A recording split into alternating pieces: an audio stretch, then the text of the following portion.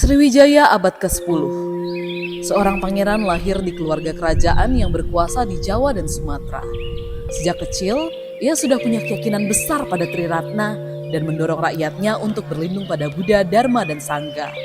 Ketika ia dewasa, ia mengikuti jejak Pangeran Siddhartha, meninggalkan harta dan tahta, menjadi biksu dan menekuni Dharma demi kepentingan semua makhluk. Ia belajar sampai ke India, mewarisi Dharma yang murni dalam silsilah tak terputus dari Sang Buddha. Lalu ia kembali ke tanah air, menjadi mahaguru yang menuntun ribuan biksu menuju pencerahan di tempat yang kini kita kenal dengan sebutan Muara Jambi. Sejarah mencatat namanya, Guru Swanadwipa Dharmakirti.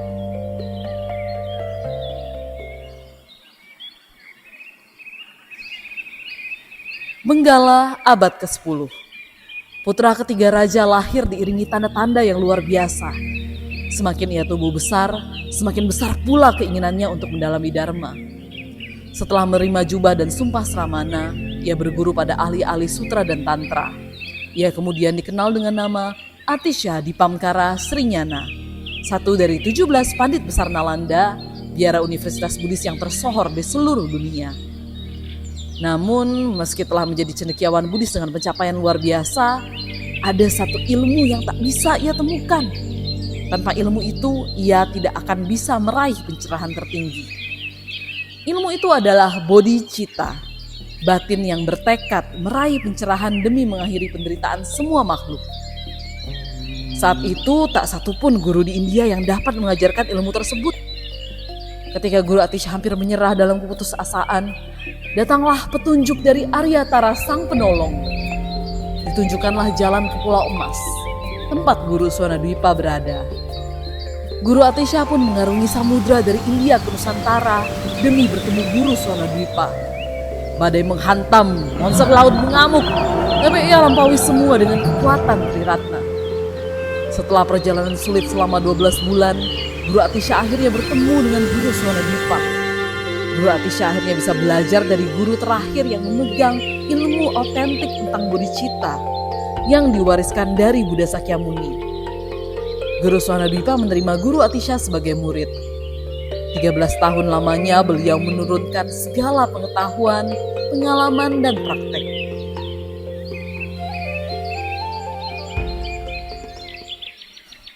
Tibet abad ke-10.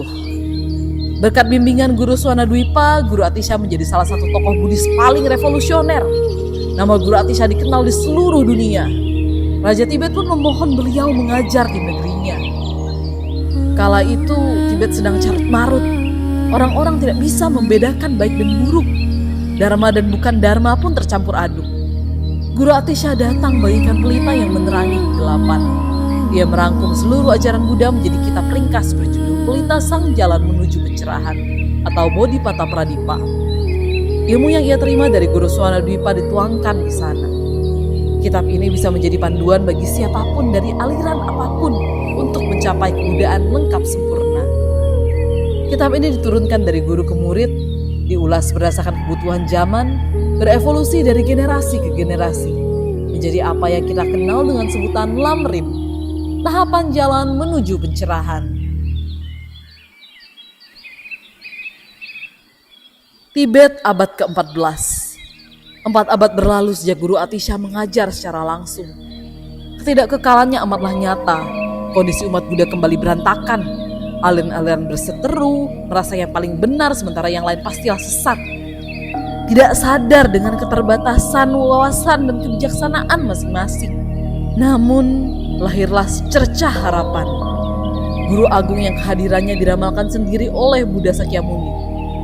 Seperti Guru Atisha, ia belajar dari guru-guru unggul dan dengan cepat menguasai semua sutra dan tantra. Seperti Guru Swanadwipa, batinnya seluas samudra, dipenuhi welas asih tak terhingga.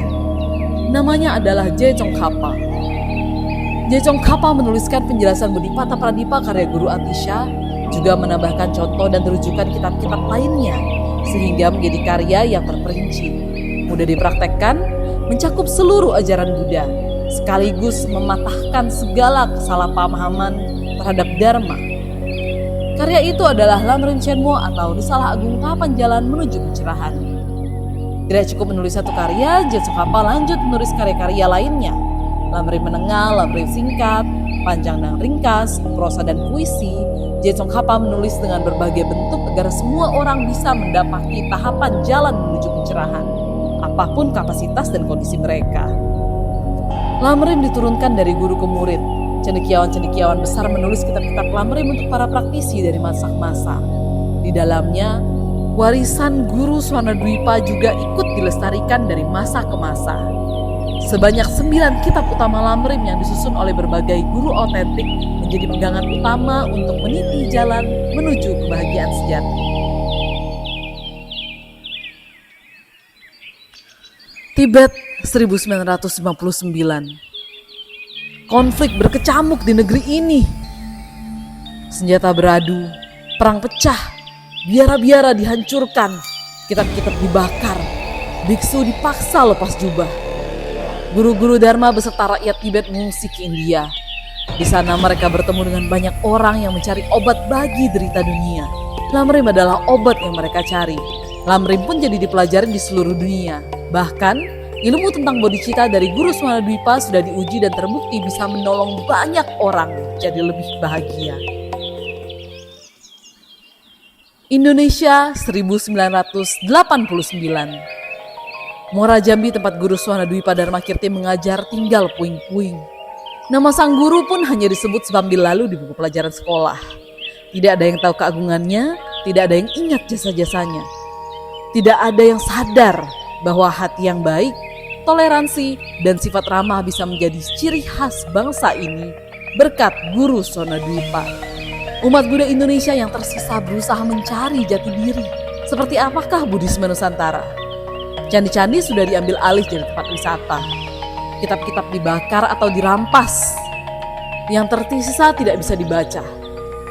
Belajar dari negara tetangga berujung pada adu siapa yang paling benar. Namun, ternyata bangsa Indonesia masih punya kebajikan.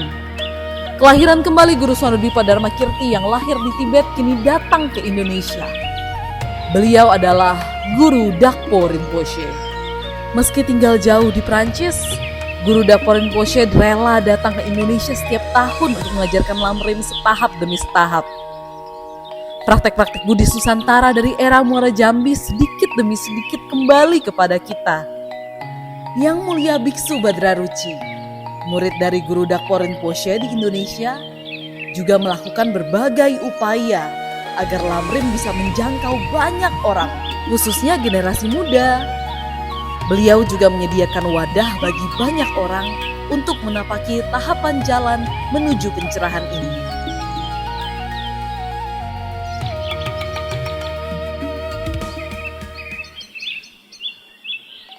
Indonesia 2014.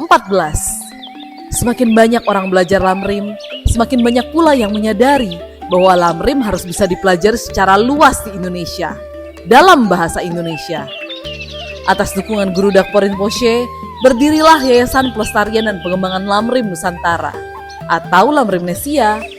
Yayasan ini ada untuk melestarikan Buddha Dharma Nusantara agar tidak hilang lagi seperti dulu. Caranya macam-macam, mulai dari penerbitan dan penyaluran buku Dharma, kegiatan Dharma, hingga promosi media sosial. Salah satu upaya yang dilakukan adalah mulai menerjemahkan seluruh kitab lamrim ke bahasa Indonesia agar bisa menyentuh hati banyak orang di berbagai situasi dan kondisi. Indonesia 2025. Akhirnya para Dharma Patriot dan Dharma Patron Lamrimnesia berhasil menghadirkan 9 kitab utama lamrim dalam bahasa Indonesia. 9 kitab ini dan beberapa kitab pendukung lain yang tak kalah penting tergabung dalam seri buku tahapan jalan menuju pencerahan. Melalui lamrim, Buddha Dharma Nusantara telah kembali ke negeri ini. Kini, tugas kita adalah memastikan agar Dharma yang terkandung bukan hanya lestari sebagai kitab, tapi juga sebagai realisasi di hati.